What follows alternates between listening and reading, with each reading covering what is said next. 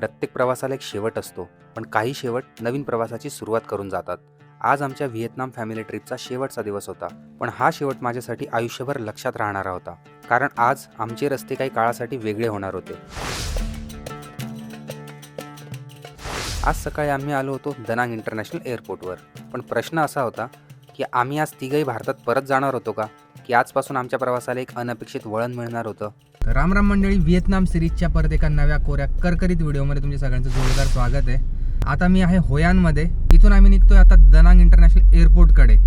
आता Da Nang international एअरपोर्टला कशासाठी चाललो आहे हे मी तुम्हाला एअरपोर्टला गेल्यानंतर सांगणार आहे. तोपर्यंत हा नजारा बघा. सकाळची वेळ आहे, सकाळचे 7:30 झालेत आणि अशी काही लगबग आहे होयानमध्ये.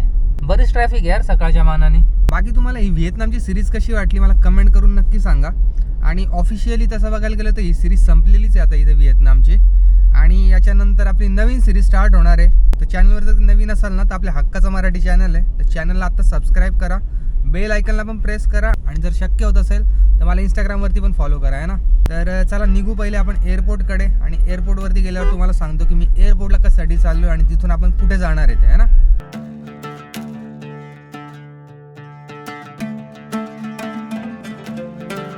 व्हिएतनाममध्ये एक गोष्ट मला प्रत्येक शहरात वारंवार जाणवली. इथे लाखो दुचाक्या आहेत, रस्त्यावर प्रचंड वर्दळ आहे, पण सिग्नल लागला की प्रत्येकजण शांतपणे थांबतो. ना हॉर्नचा गोंधळ, ना नियम तोडण्याची घाई, ना एकमेकांना ओव्हरटेक करण्याची धडपड. कधी कधी एखाद्या देशाची ओळख मोठ्या इमारतींनी नाही तर अशाच छोट्या सवयींनी बनत असते. मित्रांनो, एअरपोर्टकडे चाललेलो आहे. तुम्हाला एक गोष्ट दाखवतो मी. सिग्नलला थांबलेलो आहे आणि सिग्नलला जो पट्टा असतो ना, आपले पांढरे पट्टे मारलेले असतात, त्या लाईनच्या पुढे एकही गाडी तुम्हाला दिसणार नाही. बघा, ते टू व्हीलरसुद्धा लाईनच्या बाहेर उभी आहे. ह्या साईडला पण बघा तुम्ही, मोठासा सर्कल आहे, मोठा सर्कल आहे. आणि जेवढ्या पण तुम्हाला गाड्या दिसतील ना सिग्नलवरती, त्या सगळ्या पांढऱ्या रेषेच्या मागे तुम्हाला उभ्या दिसतील. तर एक गोष्ट तर इथे मी बघितली यार, की व्हिएतनाममध्ये ना ट्रॅफिकचे खूप जास्त नियम प्रॉपर फॉलो केले जातात. हे बघा, आता सिग्नल सुटला तेव्हा गाड्या निघाल्या सगळ्या. तर बेसिकली इकडे सगळेजण ना ट्रॅफिकचे रूल बऱ्यापैकी पाळतात, हे मी बघितलं. इथे बघू शकता तुम्ही, एकही गाडी तुम्हाला पांढऱ्या रेषेच्या पुढे दिसणार नाही.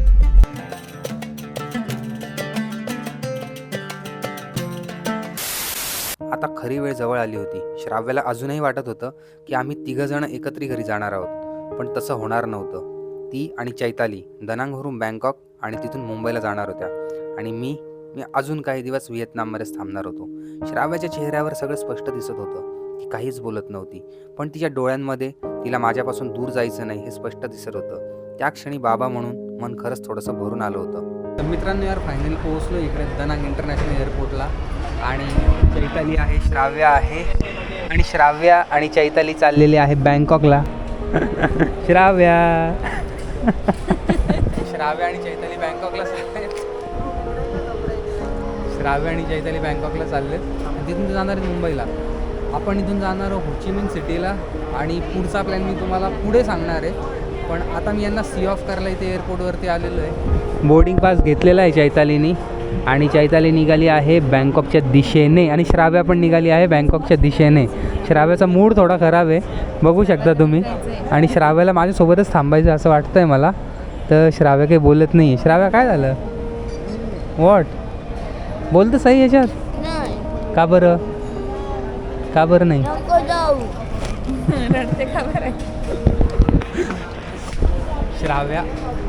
श्राव्या म्हणते की माझ्यासोबत चला, पण श्राव्याला एकटीलाच जावं लागणार आहे सध्या मुंबईला. आणि मी इकडून जाणार आहे पुढे, आहे ना श्राव्या? हां, काय नाही जायचं तुम्ही? अरे मग तू चालली आहे, मी नाही जाते. तुम्ही दोघी चालले आहेत. तू नको जाऊ, मग तू थांब इकडे. तू थांबती का माझ्यासोबत? एक काम कर, तू माझ्यासोबत थांब, आपण सोबत जाऊ. मम्मीला जाऊ दे एकटीला. मी जाऊ एकटी? हां, पप्पासोबत ये. पप्पासोबत पण ते जाणार आहे ना पुढं. मग जा ना, मग तिकडे पुढे. तू माझ्यासोबत आहे ना? जाऊ दे, आपल्याला वरण भात खायचं आहे की नाही घरी. पप्पाला नाही भेटणार आहे वरण भात. हां, तर चला निघू आता इथून. चैतालीला सी ऑफ करतो आणि भेटतो तुम्हाला. प्रवास आपल्याला अनेक सुंदर आठवणी देतो, पण निरोप देण्याचे क्षण नेहमीच थोडे जड असतात.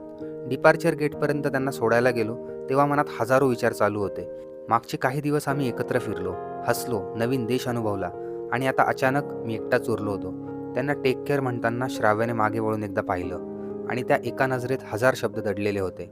त्या क्षणी कॅमेऱ्यासमोर उभा असलेला ट्रॅव्हल ब्लॉगर नाही तर एक फक्त बाबा उभा होता. श्राव्या बाय, चल बाबा. मी लवकर येणार आहे. हसून घे ना, हसून हसून हसून हसून. चैताली बाय. मला एक हक्क दे, हक्क दे, हग हग हग हक्क दे. अरे हक्क दे ना. अशी अशी नाही, अशी हग अरे देते मामा का? मी घेऊन जाते ना, हां. बरोबर टेन्शन नको. मग चल मला कॉल करा पोचल्यावरती. चल मोबाईल श्राव्या बाय, कॉल कर मला, मी व्हिडिओ कॉल करतो. रडू नको, रडू नको. बाय.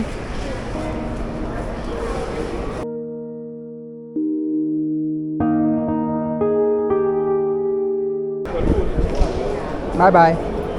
मला फोन कर. ओके. गेटवरती पोहोचली का मला मेसेज टाका, मी बाहेर थांबतोय. चैताली आणि श्राव्या गेले डिपार्चरमधून आतमध्ये. श्राव्या रडायला लागलेली आहे. ती म्हणे मी जात नाही म्हणे एकटी, तुम्ही पण चला, तुम्ही नका जाऊ म्हणे. ती रडती तिकडे आतमध्ये. ती रडती आतमध्ये, जात नाही आहे. आता माहीत नाही कसा प्रवास होतो त्यांचा. इथून ते बँकॉकला जाणार आहे. बँकॉकला त्यांचा लेओवर आहे 4 तासाचा आणि तिथून पुढे ते जाणार आहे मुंबईला. तर काय माहीत नाही आता का त्रास देते का काय करते, आय डोंट नो. होपफुली व्यवस्थित पोहोचतील. चैताली आणि श्राव्या आता भारताच्या दिशेने निघाल्या होत्या आणि मी अजूनही व्हिएतनाममध्येच होतो. पण का? मी नेमका कुठे जाणार होतो? व्हिएतनाममधील माझा पुढचा प्रवास कसा असणार होता?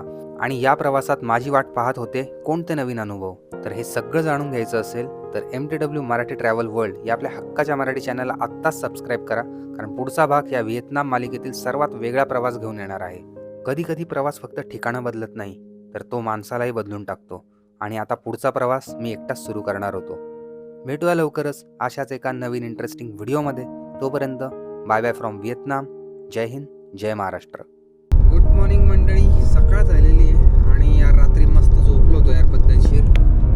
असा काही बाहेरचा सीन आहे सकाळ सकाळचा. सकाळचे 6:15 वाजलेले आता आणि डोंगर बघू शकता तुम्ही तिकडे. मस्त नजारा आता एक नंबर आहे यार.